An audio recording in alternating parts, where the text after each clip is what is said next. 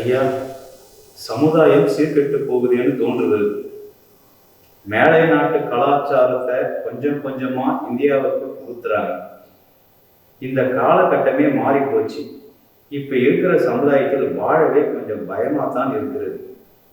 எல்லார் கையிலும் செல்போனை கொடுத்து கெடுத்து வைத்துள்ளார்கள். அதாவது யாரோ திட்டம் போட்டு நமக்குள்ளே புகுத்துறதுங்கிற மாதிரி அம்சமே கிடையாது. அது எடுக்கிறவங்களுடைய அந்த கலாச்சாரத்தை அப்ளை பண்ணுறவங்க, எடுத்துக்கிடுறவங்க, வாங்கிடுறவங்க தான் நிறையா பெருகிட்டே இருக்கிறாங்களே ஒழிய, யாருமே யாரையும் புகுத்துறதே இல்லை. அதனால் நாம் இது நம்முடைய ஃபால்ட்டு தானே ஒழிய, யாரோ ஒருத்தர் திட்டம் போட்டு செய்கிறதுங்கிறதுக்கு யாருமே அப்படியெல்லாம் கிடையாது அது.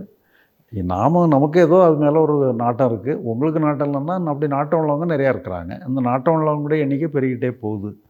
அதனால் இது நாம் தனியாக இருந்து நம்ம ஒன்றும் பண்ண முடியாது. சமுதாயம் இப்படி தான் இருக்குது. பட் இருந்தாலும் அதுக்காக நீங்களும் அந்த அந்த அடாப்ட் பண்ணுற லிஸ்ட்டில் நீங்கள் சேராமல் இருந்துக்கிட்டால் போதும்.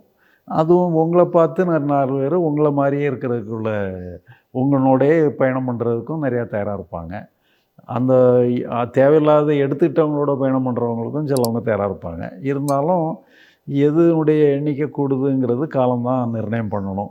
அதனால் நாம் நமக்கு தெரிஞ்ச நல்லதை பின்பற்றிட்டு நாம் நல்ல வாழ்க்கையை வாழ்ந்துட்டு போகிறது தான் நம்மளை பொறுத்தளவில் கரெக்டாக இருக்கும்.